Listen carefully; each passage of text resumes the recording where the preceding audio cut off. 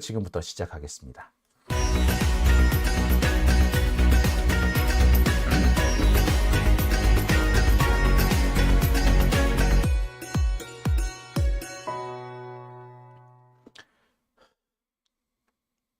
네, 오밤중의 뉴스 함께하고 계신 지금 시각 11시 51분입니다. 오늘 제가 좀 출발이 늦었기 때문에 준비한 소식들 그냥 빨리빨리 진행하겠습니다. 일단 첫 번째 소식은요. 제가 앞서서도 말씀드렸습니다만 좀 기분 좋은 소식부터 시작을 하겠습니다. 기분 좋은 소식이라 하면 바로 검사 탄핵이 지금부터 본격화되고 있다는 소식입니다. 자, 손준성, 이정섭 검사가 탄핵 대상으로 확정이 됐다는 소식부터 좀 전해드릴게요. 오늘 민주당 의원총회가 열렸습니다. 이 민주당 오늘 의원총회에서는 두 가지 내용이 집중적으로 논의가 됐어요. 많은 내용이 있습니다만 일단 두 가지 내용인데 이 첫 번째가 바로 탄핵입니다. 이동관 방송통신위원장에 대한 탄핵이 지금 현재 추진이 되고 있죠. 그동안 이 검사 탄핵이든 혹은 한동훈 탄핵이든 약간 뜨뜻미지근한 반응을 보여왔던 고민정 의원이 이동관 탄핵에 있어서는 아주 팔을 걷어붙이고 지금 덤벼들고 있습니다. 한동훈에 대해서도 다른 의원들과는 비교도 안 될 정도로 강한 전투력을 보여주고 있죠. 오늘 한동훈이 또 깐족됐거든요. 깐족되는 그 한동훈을 향해서 관종이라는 말을 콕 해버릴 정도였습니다. 참 듣기 시원했었습니다.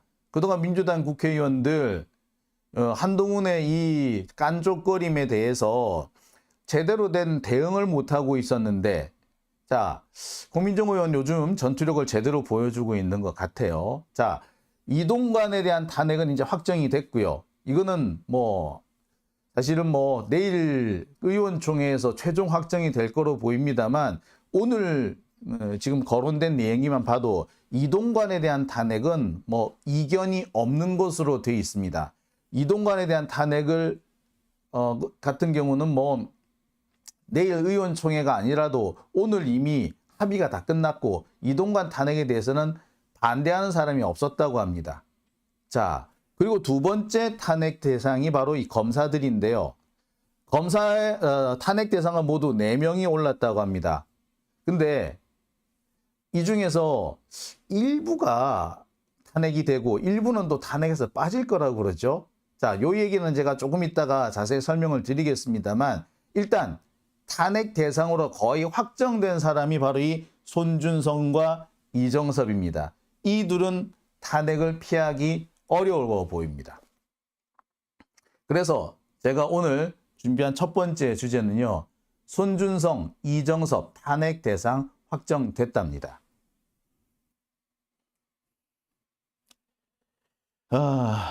오늘 민주당 의원총회에서 이런 결정이 어느 정도 내려졌습니다. 일단 이동관과 검사 탄핵을 진행한다. 이동관 탄핵은 확정이 됐고요. 검사 탄핵도 몇 명까지 갈 것인지는 조금 논의가 필요하지만 일단 이정섭, 손준성은 확실히 탄핵한다는 쪽으로 이미 결론이 나버렸습니다. 탄핵을 안 한다면 나라를 망친다. 이런 얘기까지 나왔습니다. 그러면서 탄핵 추진 대상 검사 명단이 쭉 나왔는데요. 이정섭, 손준성, 이희동, 이몽석 이런 사람들입니다. 이정섭, 손준성은 우리가 잘 알고 있는 사람이죠. 이정섭, 이른바 처갓집 검사죠. 처갓집 집사 검사로 알려져 있는. 그러면서 지도 똑바로 못하면서 이재명 대표를 죽이겠다고 설치고 있는 자가 바로 이 이정섭입니다. 심지어 자기 처남의 마약 사건을 무마시켜주는 그런 파렴치한 행위도 한 것으로 지금 알려져 있는 상태죠. 손준성은 우리가 잘 알고 있듯이 고발사주 사건의 핵심 피의자입니다. 이른바 손준성 보냄 그 파일을 바로 그 파일에 등장했던 그 파일이 바로 김웅 의원을 거쳐서 당시 미래통합당 지금의 국민의힘으로 전달이 됐고 이것이 다시 검찰로 돌아와서 고발장이라는 이름으로 접수가 됐으며 검찰이 그걸 가지고 수사를 하려다가 음모가 폭로되는 바람에 주저앉고 말았던 사건입니다. 바로 그 고발 사주 사건의 핵심이 바로 손준성입니다. 현재 재판을 받고 있어요. 재판에서 유죄가 나올지 무죄가 나올지는 명확하지는 않습니다. 하지만 이 손준성 같은 경우에는 지금까지 드러난 것, 확인된 것만으로도 충분히 탄핵을 받고도 남죠. 늘 말씀드립니다만 탄핵은요, 형사처벌이 아닙니다. 탄핵은 절차상 형사처벌과 유사한 절차를 거쳐야 하고 또 당사자의 탄핵 대상자, 피청구자의 이 인권을 충분히 보장하는 그런 절차대로 이루어져야 함은 분명하지만 그럼에도 불구하고 이 탄핵은 징계 처분의 일종입니다. 그 직책에서 파면하는 거거든요. 따라서 형사처벌과는 별개이기 때문에 형사처벌에 이르지 못한다 하더라도 탄핵은 될 수 있는 상황입니다. 손준성이 딱 그런 상황이죠. 실제로 형사처벌에 이를 것인지 안 이를 것인지는 좀 더 지켜봐야 합니다. 하지만 분명한 것은 탄핵 대상은 된다라는 거죠. 이몽석은 여러분들도 잘 알고 계시다시피 이 사람도 꽤 여러 가지 제가 알기로는 이 이몽석 검사가 여기저기 다니면서 사건을 조작했다라는 의혹을 꽤 많이 받는 사람이에요. 그죠? 그런 의혹도 있는 사람이고 들리는 바로는 이 사람이 지난번에 그 이재명 대표와 관련해 가지고 이 깡패들한테서 진술을 받아낼 때 허위 진술을 받아내려고 유도를 하다가 딱 걸린 적이 있다. 이런 얘기도 있습니다. 여하튼 이몽석 검사, 이정섭, 손준성, 이몽석 검사는 잘 알려져 있죠. 특히 이몽석 검사 같은 경우는 이른바 99만 원 세트, 김봉윤으로부터 접대를 받았다는 99만 원 세트에 연루된 사람입니다. 이희동은 그러면 뭐야? 자, 이희동 검사는요. 바로 이 손준성 검사를 위해서 허위 공문서를 작성한 혐의를 받고 있습니다. 자, 이들이 이번에 탄핵 대상에 올랐습니다. 자, 이 중에서 일단 이 두 사람은 확실히 탄핵 대상이 되고요. 이들은 글쎄 좀 더 논의를 해봐야 된다고 그러는데 제가 볼 때는 이 둘을 빼는 게 지금 더 이상한 상황이 됐죠. 이미 이렇게 4명이 탄핵 대상 검사가라는 것이 확인이 돼 버렸습니다. 널리 알려졌어요. 근데 이 중에서 2명은 하고 2명은 안 하겠다. 그러면 진짜 꼴 우습게 되겠죠. 내일로 결정을 미루는 것은 결국 이 중에서 한두 명을 빼겠다라는 그런 의도였던 것 같은데 빼기 어려울 것 같습니다. 자, 만약 여기서 뺀다면 진짜 민주당은 바보 되는 거예요. 누구 말 맞다나 병신 인정인 거예요. 여하튼 이런 상황이 현재 어느 정도 진행이 되고 있더라. 검사 탄핵이 이렇게 진행되고 있다라는 소식을 제가 좀 전해드리려고 합니다. 자, 그러면 도대체 왜 누가 보더라도 이 4명 다 탄핵을 해야 되는데 2명만 탄핵하고 2명은 탄핵하지 말자, 미루자 이런 얘기가 왜 나오느냐? 자, 그 얘기는 제가 좀 이따 할 거고요. 일단 그러면 이 4명들 구체적으로 무슨 짓을 했는지 왜 탄핵 대상이 됐는지 좀 짚어보겠습니다. 손준성, 바로 고발사주 사건의 현재 피고인입니다. 손준성 보냄, 바로 김웅 의원이 조성은 씨, 당시 미래통합당 선대위원이었던 조성은 씨한테 전달을 했다라는 고발장 파일입니다. 사진으로 만들어져 있는 파일이죠. 직접 파일을 만든 것이 아니라 만들어져 있는 파일을 프린트해가지고 프린트된 것을 찍어서 보낸 것이 바로 이 손준성 보냄 파일입니다. 이 손준성 보냄 파일은 김웅 검사를 거쳐서 조성원 씨한테 전달되죠. 근데 여러분 아시겠습니다만 카톡도 마찬가지고요. 텔레그램도 마찬가지고 남의 것을 받아서 그걸 그대로 전달할 때는 누구누구가 보냈다라는 기록이 남게 되죠. 특히 이 텔레그램 같은 경우는 보낸 사람 이름이 손준성으로 딱 찍히게 마련입니다. 그 때문에 바로 이 손준성 보냄 파일을 손준성이 보냈다는 것이 확인이 된 바 있죠. 지금 손준성은 법정에서 자신의 혐의를 아주 격렬하게 부인하고 있습니다. 온갖 증거가 난무하고 있지만 증거에 대해서는 전부 다 모르쇠로 일관하고 있죠. 피고인 상태에서 손준성은 검사장이 됐습니다. 피고인인데 검사장이다. 그거 역시도 유죄 판결이 날 가능성이 매우 높은, 아니 손준성 보냄이라는 너무나도 명백한 증거가 있는데도 검사장이 됐다.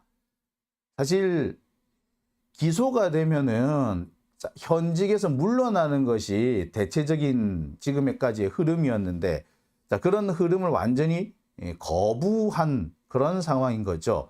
자, 이런 손준성 보냄, 바로 이것은 이 손준성이라는 사람이 윤석열 라인의 핵심이라는 것을 의미하는 것이고요. 또 한편으로는 사실상 사건에 개입해서, 재판에 개입해서 윤석열 정권이 손준성을 살려내기 위해서 법원에 압력을 가하는 거라고도 할 수 있습니다. 그래서 그랬을까요? 이 손준성은 이번 국정감사장에 나와서도 큰 소리를 뻥뻥 쳤습니다. 정말 꼴불 사나웠죠. 여러 번 말씀드렸습니다만 이 이자는 현재 가능성이 높습니다. 조성은 씨라든지 또는 고발사주 사건을 제일 먼저 보도한 전혁수 기자라든지 이런 사람들이 자신이 그 자료를 확보하게 된 그 경위를 상세하게 설명을 했고, 그 이후에 누가 보냈는지를 확인하기 위해서 어떠한 일을 했다라는 것을 법정에서 진술을 했죠. 손준성은 내가 보낸 것이 아니고 다른 누군가가 나를 사칭한 거 아니겠느냐라는 식으로 변명을 하고 있습니다만, 그 누군가를 지목하지도 못하고 있습니다. 대략이라도 지목해야 되는데 대략 근처도 못 가고 있죠. 자, 바로 이 손준성이 탄핵 대상 1호입니다. 두 번째 탄핵 대상은요, 처갓집 검사로 알려져 있는 이정섭입니다. 제가 처갓집 검사라고 얘기를 합니다만 참 한편으로 보면은 당황스럽죠.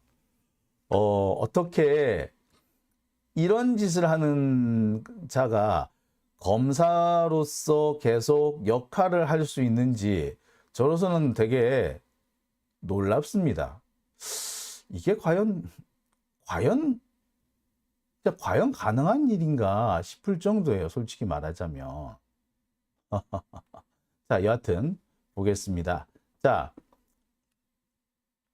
처갓집 검사 이정섭, 이 사람도 이번에 탄핵 대상에 포함이 됐습니다. 이정섭 검사는요, 여러분들도 제가 여러 차례 말씀드렸기 때문에 여러분들께서도 아마 잘 아시지 않을까 하는 생각이 드는데, 이정섭 검사는 이렇게 생겼습니다. 연수원 32기고요. 71년생입니다. 대일고등학교와 연세대를 졸업했고요. 권투 선수를 한 적이 있대요. 지금까지 주로 기업 사건을 전담을 많이 했습니다. 그래서 기업들한테는 저승사자로 불린다는 둥 그렇게 알려져 있었죠. 근데 제가 다시 확인해 보니까 기업들 사이에는 저승사자로 불린다라는 말은 과장입니다. 기업들 사이에서 그렇게 불린 바 없고요. 기자들이 이정섭을 띄우기 위해서 지금까지 이름을 붙여준 겁니다. 오늘 차기 대법원장으로 조희대 전 대법관이 지명이 됐다라고 하는데, 조희대에 대해서 어떤 사람들이 미스터 소수 의견이다 로 불린다 라고 말했다는데, 조희대가 한 번도 미스터 소수 의견으로 불린 바 없습니다. 조희대를 이른바 빨아주려고 하는, 특히 친검, 이 적폐 기자들이 당시 유일한, 그러니까 문재인 정부 시절에 이 김명수 대법원에서 거의 유일한 수구 꼴통 대법관이던 이 조희대를 떠받들기 위해서, 좀 띄워주기 위해서 만들어 붙인 말입니다. 조희대는 단 한 번도 미스터 소수 의견이라고 불린 적 없어요. 친박이라는 얘기는 들렸지. 미스터 친박이라고는 불린 적 있고, 미스터 꼴통이라고 불린 적은 있었어도 미스터 소수 의견, 그런 말로 불린 적 없습니다. 마찬가지로 이정섭도 뭐 기업의 저승사자라고 불린 바 없습니다. 불렸다는 식으로 기자들이 이른바 신화를 만들어 준 거죠. 자, 어쨌거나 이 처갓집 집사검사인 이정섭도 탄핵 대상에 포함이 됐습니다. 이정섭의 범죄 행각은 상당히 화려하지요. 보시다시피 자기 처갓집에서 고용하고 있는 직원이나 또는 가사 도우미나 골프장 직원, 베이비시터 이런 사람들의 범죄 경력을 조회해 줍니다.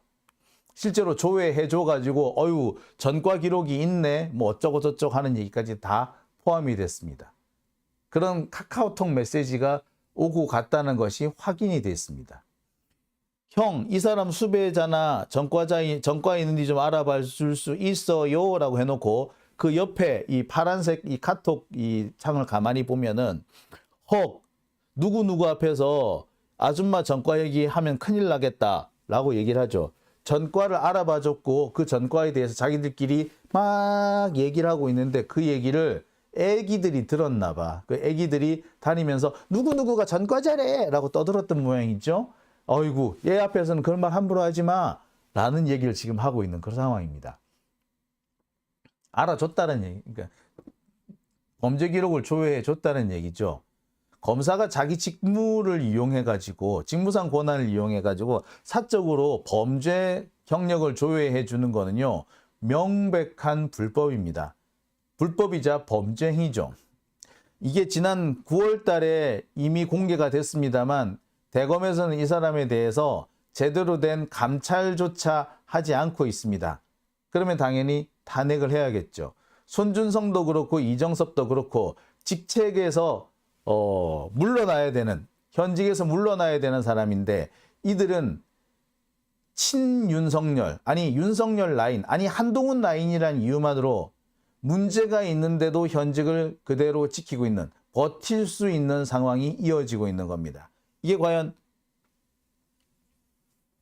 허용이 되는 상황일까요? 이거 이래도 되는 겁니까? 아니죠. 자, 그러니 당연히 탄핵 대상이 될 수밖에 없었습니다. 정말 다양한 비리 정황이 있죠. 게다가 얼마 전에는 자신한테 수사를 받은 적도 있고 얼마 전까지 수사를 받기도 했던 한화그룹의 부회장으로부터 접대를 받았다는 정황이 드러나기도 했습니다. 그리고 마약 혐의를 받는 처남의 수사를 무마해 줬다라는 의혹도 있죠. 뿐만 아니라 수사 자료를 유출해서 그 유출된 수사 자료가 법정에서 증거로 쓰이는 상황까지 벌어지게 됩니다. 그러면 도대체 누구에 대한 수사 자료였느냐? 어떤 피의자였대요. 그 피의자가 자신에 대한 수사 자료를 유출을 해가지고 빼내와가지고 법정에 제출했다는 건데, 그 피의자와 이정섭 검사가 주고받은 카카오톡 문자 메시지가 또 공개되기도 했었죠. 비리 덩어리죠.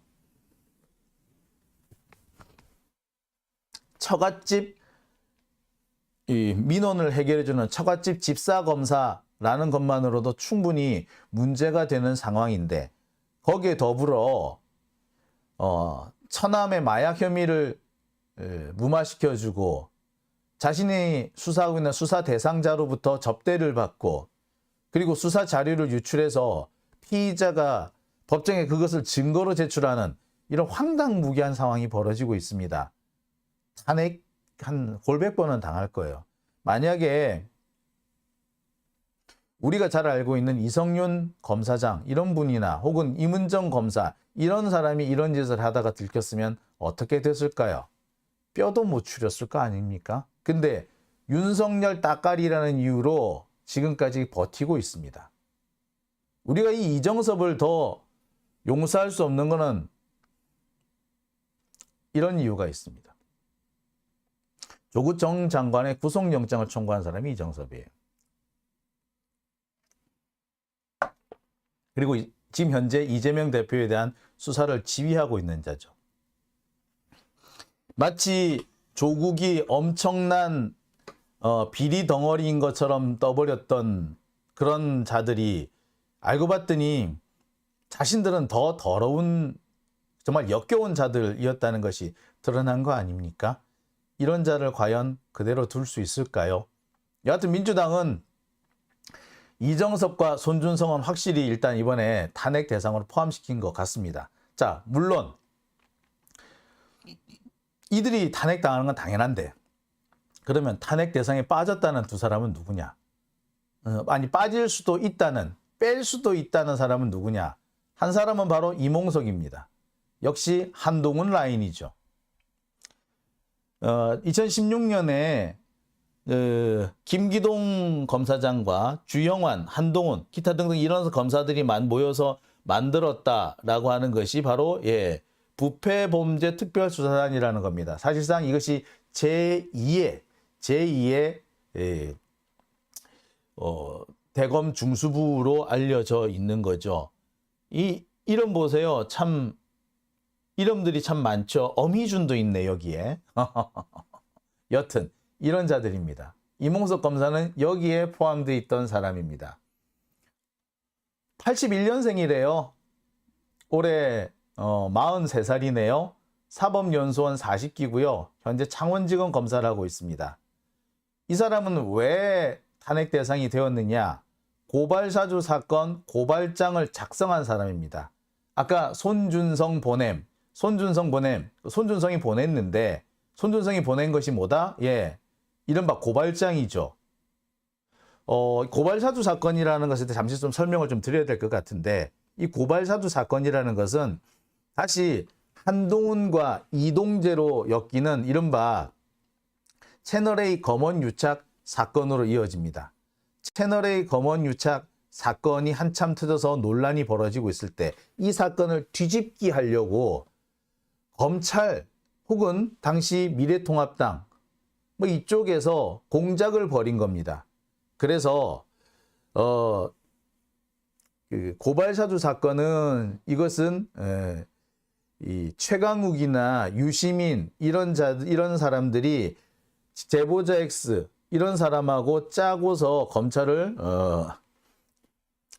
그 궁지에 몰아넣기 위해서 만든 조작 사건이다 라는 취지의 고발장을 만드는데 그 고발장이 최초로 만들어진 곳이 어디다? 이몽석이었던 겁니다.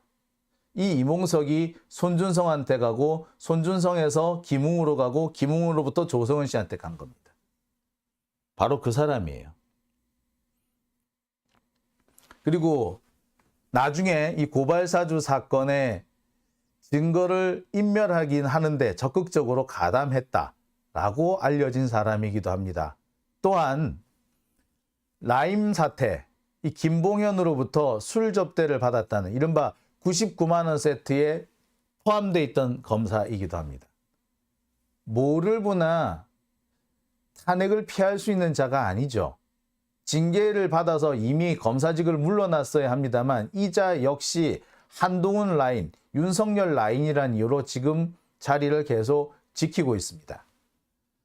검사들은 피의자로부터 또는 피의자가 될 수 있는 어떤 사건 관계인으로부터 술을 받아 처먹어도 괜찮고 고발장을 조작을 해줘도 괜찮고 증거를 인멸해도 괜찮습니다.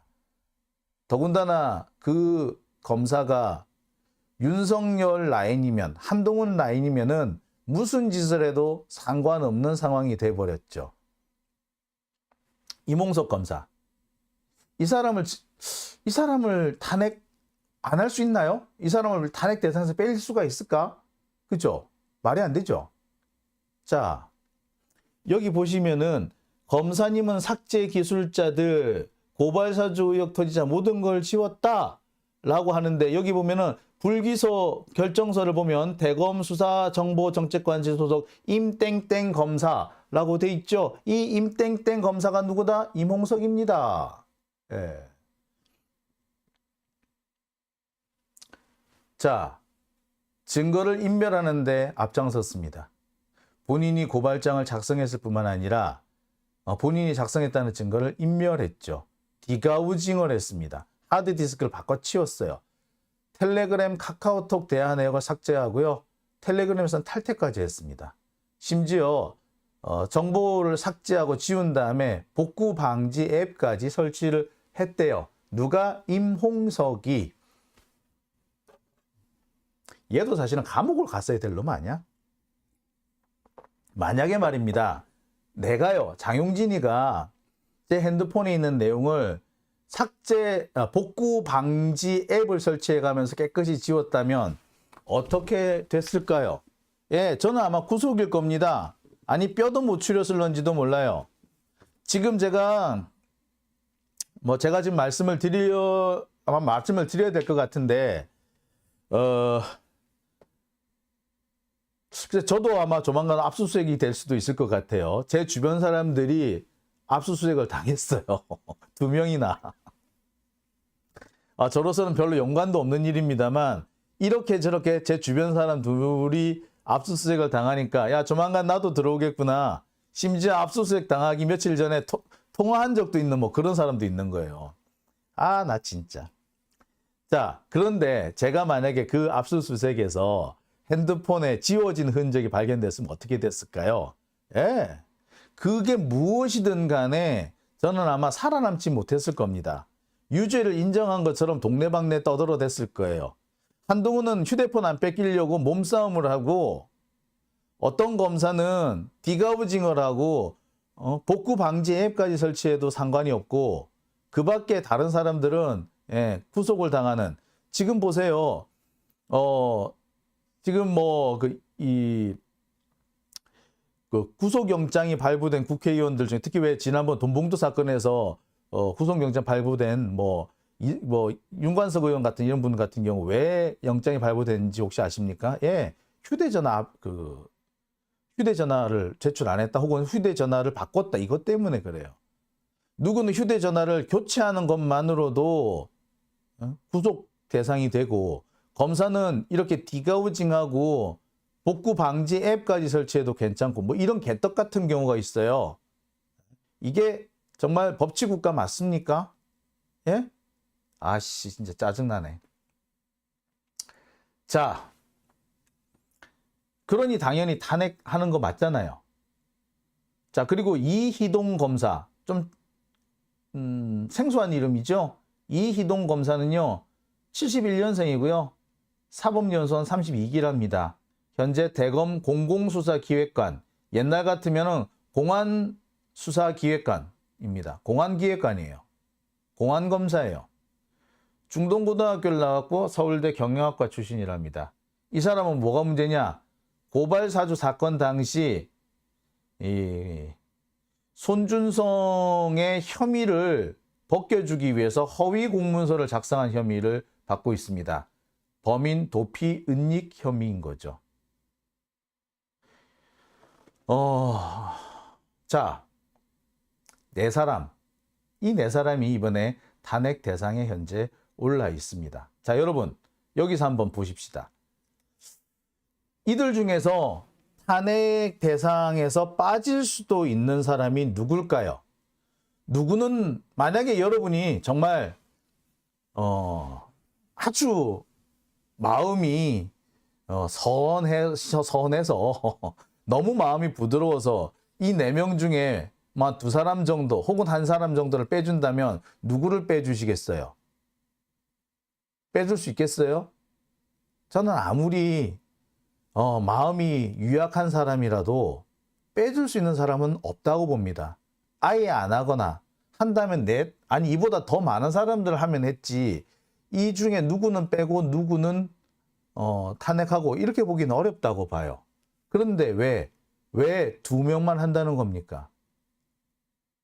오늘 민주당 의원총회에서 나온 얘기가 사실 이거예요. 원래 오늘 민주당이 탄핵 대상을 정하려고 했습니다. 일단 이동관하고 검사 4명하고 다 오늘 탄핵 대상에 포함시키려고 했어요. 그런데 4명이 아니라 숫자를 좀 줄이자, 2명만 하자, 아예 다 하지 말자, 이런 얘기까지 나오는 바람에 논의가 길어지면서 결국에 결론을 내리지 못했다는 겁니다. 그리고 내일 다시 논의를 하기로 했대요. 참 한장을 누르시죠. 자, 여러분 보실 때 누구를 빼주면 좋겠습니까? 예, 저는 누구를 빼자고 말을 못 하겠습니다.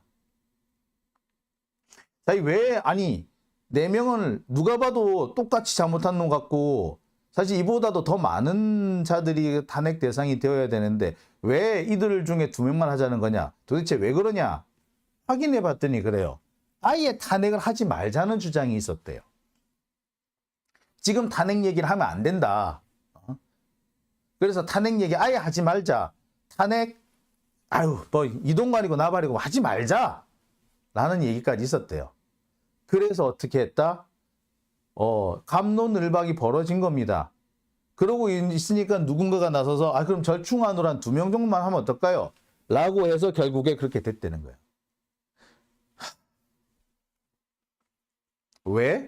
왜 탄핵을 하지 말자는 주장이 나왔을까요? 탄핵하지 말자는 놈은 또 뭐 하는 놈일까요? 그리고 그 중에서 2명만 하자? 이건 뭔 개소리야. 자, 이렇게 탄핵해야 된다? 안 된다? 아니, 그럼 일부만 하자? 이렇게 갑론을박이 이어지고 있는 동안에 결론이 안 나고 시간이 길어지죠. 시간이 길어지니까 의원들이 1명, 2명 빠져나가기 시작했대요. 그래서 결국에 사람들이 너무 많이 빠져나가니까 표결이나 결론을 못 내리고 내일 합시다! 라고 했다는 겁니다. 이거 조작이나 뭐 냄새가 좀 나지 않습니까? 애시당초에 탄핵 논의 자체를 막으려고 이런 식으로 시간을 질질 끈 거 아닌가요? 의원총회를 열었으면 빨리 결론을 내야 되는데 그 결론이 나지 않고 미뤄지게끔 뒤로 술술술술 밀어가지고 결국에 결론을 내리지 못하고 다수가 하나의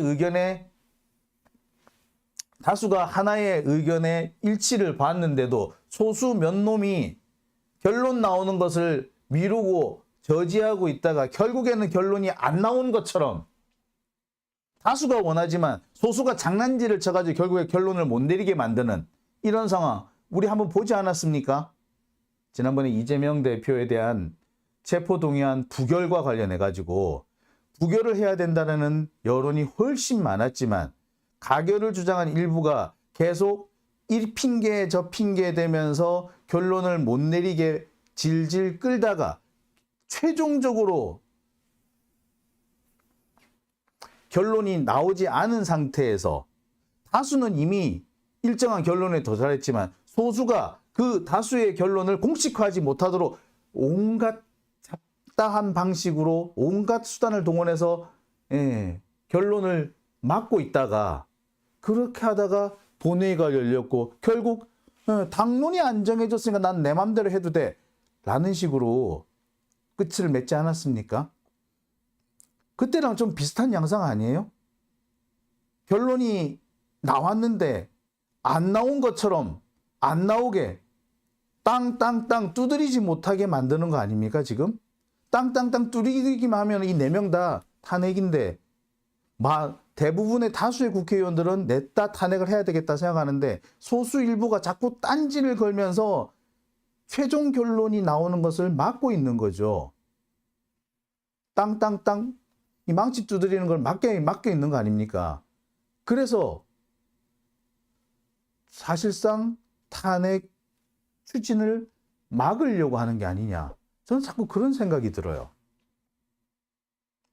도대체 이들은 뭘까요? 이들은 도대체 무슨 이유에서 이런 짓을 하는 걸까요? 자, 요 얘기를 제가 이 2번째 주제에서 좀 자세히 좀 설명을 해드리겠습니다. 도대체 이런 꼼수를 부리는 자, 음모를 꾸미는 자, 어떤 놈들인지, 어떤 새끼들이 그러고 있는지 제가 좀 소개를 해드리겠습니다. 우리가 지금까지 되게 열받으면서 많이 참아왔죠. 도대체 어떤 놈들이야 하면서도 명단을 모르니까 말을 못했잖아요. 그죠? 속만 탔지. 자, 그런데 오늘 제가 제가 오늘까지 확인된 사람을 좀 공개를 해 드리겠습니다. 자, 제가 또 다 살짝 또 지금 좀 열이 올라오는데요. 잠시 좀 진정을 하고 다시 돌아오겠습니다. 국유화 폐간 어떤 대통령도 할 수 없는 일인데 감히 제가 어떻게 그런 말을 한다는 것입니까? 이치에 닿지 않는 말을 가지고 사람을 이렇게 몰약해서는 안 됩니다.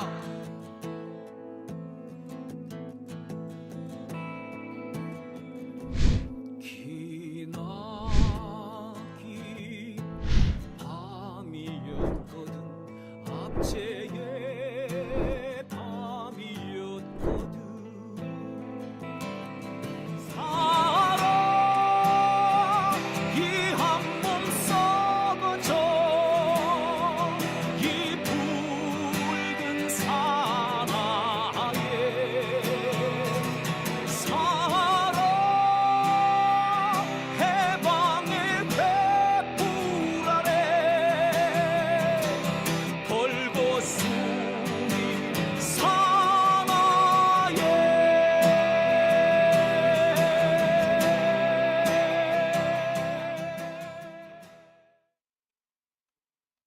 네, 오밤